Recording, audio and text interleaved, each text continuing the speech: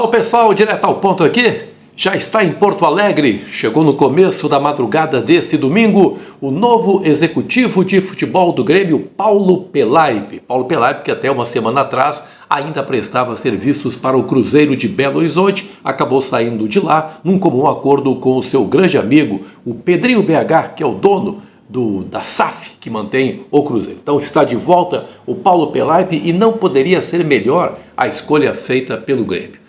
Primeiro, pela questão de conhecimento de mercado que o Paulo Pelaipe tem. Se você pegar uma relação dos grandes jogadores que passaram pelo Grêmio nos últimos anos, eu estou citando obviamente o período em que o Pelaipe trabalhou no departamento de futebol do Grêmio, você vai ver acertos muito grandes, jogadores que não tinham assim, não criavam uma grande expectativa, muitos jogadores sem nome inclusive, e que no Grêmio acabaram se consagrando e foram descobertos pelo olho do Paulo Pelaipe. Então é uma figura que conhece demais o futebol brasileiro, nesse sentido está muito bem servido o Grêmio.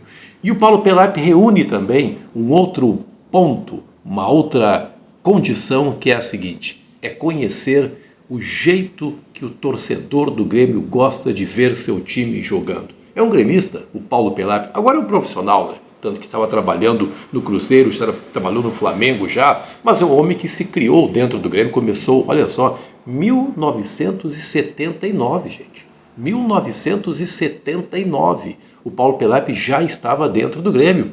São 46 anos, desses 46 anos aí decorridos de 79 para cá, uns 30 pelo menos, uns 35, o Paulo Pelaipe esteve a serviço do Grêmio. Então, se há um cara que conhece o torcedor do Grêmio, conhece o histórico do Grêmio, conhece a maneira como o Grêmio precisa se comportar dentro de campo, esse cara é o Paulo Pelaipe. Então, nesse sentido, realmente, também nesse sentido, o Grêmio fez a escolha mais acertada.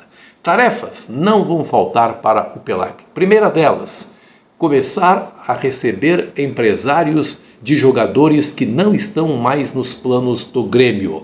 E esse trabalho começa já esta semana. Aliás, me disse o Paulo Pelaipe, na terça-feira, 8 horas da manhã, já estarei no CT Luiz Carvalho. Pelaipe é cara de ficar o dia inteiro dentro do clube. Sempre foi assim no tempo do Grêmio e era assim também nos demais clubes. Então, 8 horas da manhã da terça, porque na segunda tem a posse, né?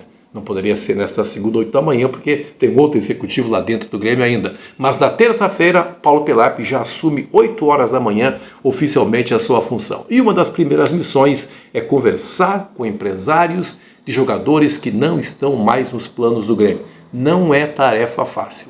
Não é tarefa fácil, mas é uma tarefa fundamental. Porque se não aliviar a folha de pagamentos, o Grêmio não terá condições de fazer as contratações que são necessárias. Inchar ainda mais a folha de pagamento e aí não tem dinheiro, né, do tio do arroz que chegue para que o Grêmio pague tantas despesas. Então, tarefa número 1, receber empresários de jogadores que estão por deixar o Grêmio no ano de 2026. Questão do treinador. Essa questão do treinador também vai passar pelo Paulo Pelaipe. E aí, eu até vou abrir o jogo com você aqui. Eu conversei com o Paulo Pelaipe na última sexta-feira e o Paulo Pelaipe disse que...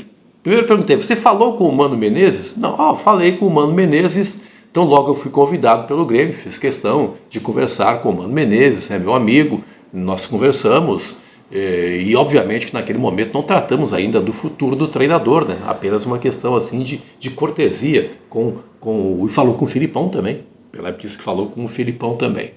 E aí me lembrou um episódio que pode nortear a questão da condução do novo técnico do Grêmio. Um episódio que eu vou definir como o caso Fernando Diniz. O que aconteceu com o técnico Fernando Diniz no Cruzeiro?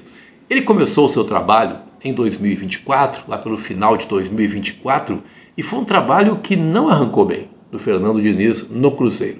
Só que virou o ano, começou 2025 e o Cruzeiro renovou o contrato do técnico Fernando Diniz, na esperança de que as coisas iriam melhorar. Não melhoraram. O Cruzeiro foi mal, inclusive participou da Florida Cup, foi muito mal, e a direção do Cruzeiro, aí até achei a data aqui, no dia 27 de janeiro, demitiu o técnico Fernando Diniz porque a pressão da torcida era insuportável. Então é este episódio aí que vai nortear as negociações do Grêmio. Também passa por aí essa decisão do Grêmio de não manter, e aí não é uma decisão do Pelaipe, era uma decisão já na cabeça do Odorico Roman, passou por isso a decisão de não manter o Mano Menezes. Porque o Mano Menezes ele vai claudicando nesse final de ano, um dia joga bem, no outro dia joga mal, e aí é um técnico que não passa a segurança necessária. E se começa mal 2026, o Grêmio não quer correr o risco de ter que demitir o Mano já nos primeiros jogos da próxima temporada. Então passou por isso a decisão do Grêmio de não manter o Mano. Claro, a decisão não está tomada ainda, mas o objetivo do Grêmio é contratar um técnico português.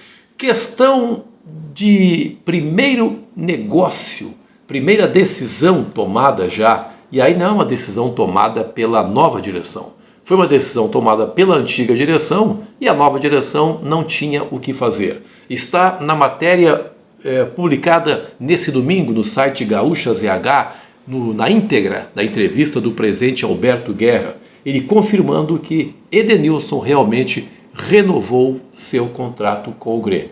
Justificativa de Alberto Guerra, já estava acertado e apalavrado muito antes da eleição.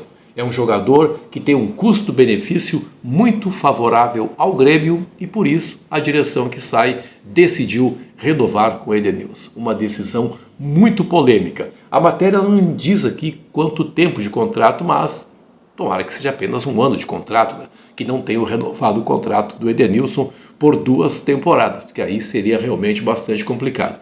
Mas essa situação está definida. Edenilson vai permanecer no Grêmio no ano de 2026. Estou falando para Frigorífico Borussia, produtos de qualidade, produtos feitos pela nossa gente. E agora eu quero fechar com a questão dos patrocinadores do Grêmio, o patrocínio Master. A informação desse domingo é de que além da Betano, que parece ser a mais cotada aí para assumir a parte central da camisa do Grêmio, a Betano, no lugar da Alfa, e o Grêmio receberia 53 milhões de reais por ano.